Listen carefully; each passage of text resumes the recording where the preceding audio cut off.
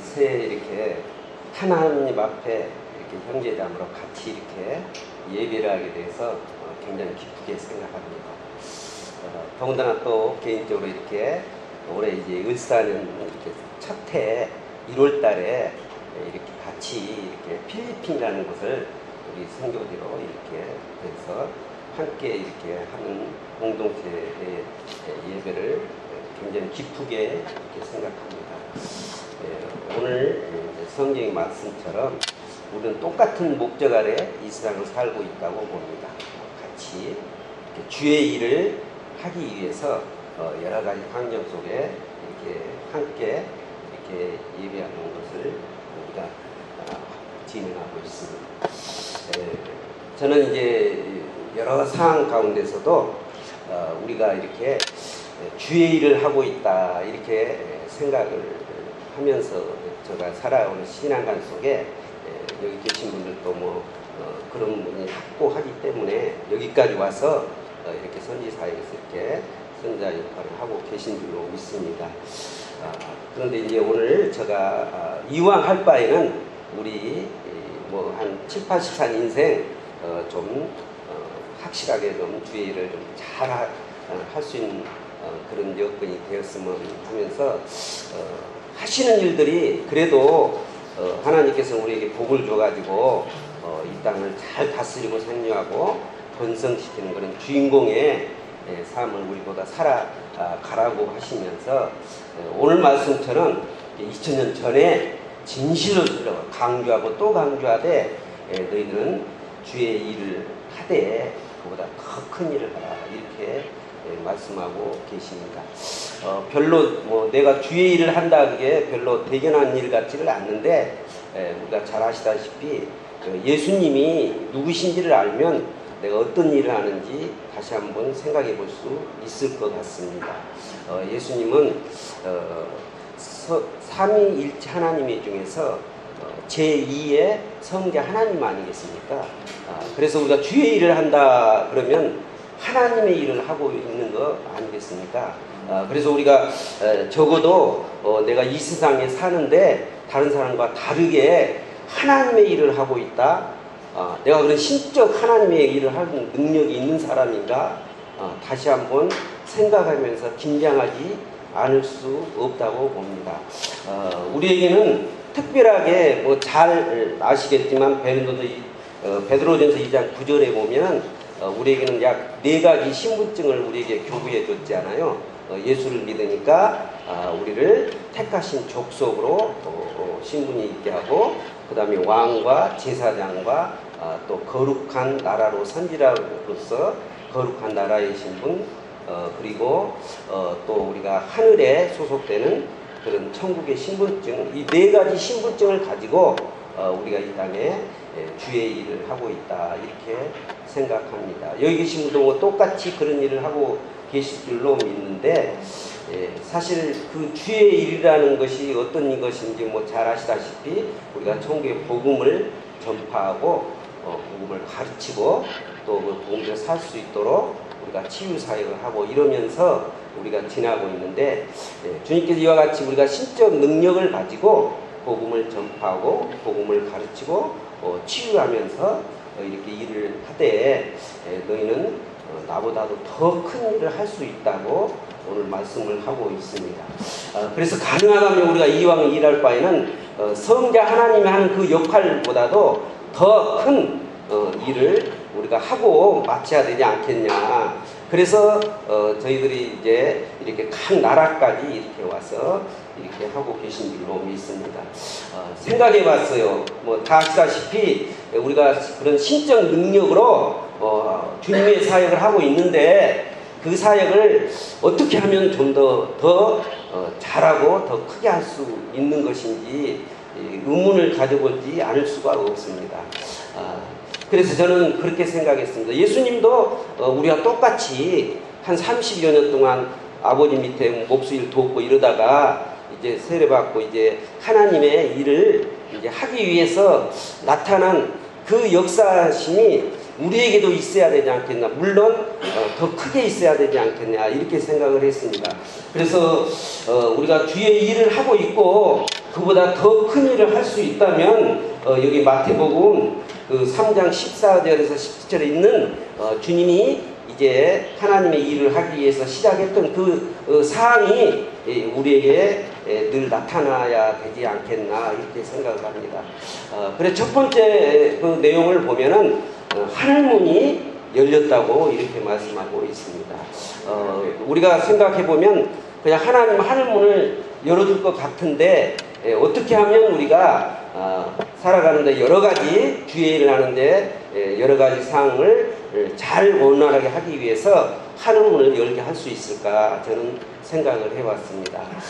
그래서 이왕 우리가 살아가는 인생 하늘문을 좀 열면서 하늘에서 쏟아지는 그 복으로 주의 일을 해야 되지 않을까 그렇게 생각을 합니다. 그래서 저희는 이렇게 이번 이런 세미나 주간 동안에도 반드시 하늘문이 좀 활짝 열리는 그런 기회가 되기를 예수님으로 축복합니다.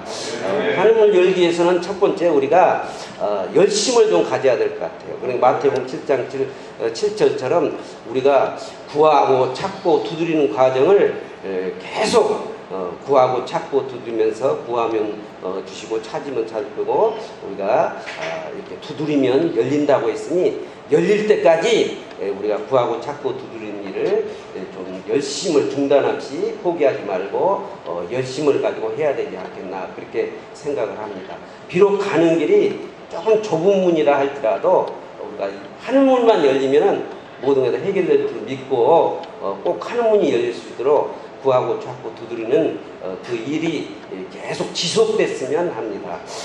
그렇게 하기 위해서는 무조건 아무리 구하고 찾고 두드리기보다는 하나님의 뜻에 맞게 하나님의 뜻대로 이렇게 구하고 찾고 두드리며 하늘문이 열리는 그런 축복이 있기를 예수님으로 축복합니다. 그러기 위해서는 우리에게 하나님의 뜻을 말했습니다. 데살로니가 전서 5장 16절 18절 보면 하나님의 뜻이 있잖아요. 잘 아시다시피 우리가 모든 걸 하나님께 맡기고 일하니까 하나님께서 우리에게 항상 기뻐하는 삶을 살라고 말씀합니다. 그래서 우리가 하는 모든 일들은 결국에는 좋은 결론을 맡기 때문에 하나님의 뜻대로 살려면 항상 기뻐하라 말씀하시고, 두 번째는 우리가 살아야 되니까, 죽지 않아야 되니까, 우리가 영적 몸이 숨을 쉬어야 되니까 쉬지 말고 중단 없이 기도해라 이렇게 말씀하고 있습니다. 그러면서 우리에게 주어진 모든 일들은 다 하나님이 세워졌기 때문에 이렇게 범사에 이렇게 감사하며 이렇게 사는 것이 하나님의 뜻이라고 말했습니다. 이렇게 우리가 기뻐하며 쉬지 말고 기도하며 범사에 감사하는 그런 하나님의 뜻대로 구하고 찾고 두드리면 반드시 하늘문이 열릴 줄로 믿고 그렇게 해주시기를 원합니다. 그래서 여기 우리 계신 분들도 그 하늘문이 열릴 때까지 이렇게 중단 없는 이왕 필리핀의 선교사 사역에 주의를 하고 있으니 더 큰 일을 하기 위해서는 하늘문이 반드시 열려서 여러분의 삶이 복된 그런 하나님의 사역자가 되시기를 예수님으로 축복합니다. 두 번째는 이렇게 비둘기와 같은 성령이 우리에게 임해야 된다고 말씀하고 있습니다. 비둘기 그러면 우리가 정결하고 깨끗하고 순결하고 그렇게 이렇게 평화의 평강의 그런 성령이 우리에게 임해야 되지 않고, 예수님 말씀했습니다. 내가 성자의 역할로 실행의 단계에 있었지만 너희는 내가 가서 보혜사 성령을 보내면 그 성령을 받아서 나보다 더 큰 일을 하라고 우리에게 선포했습니다.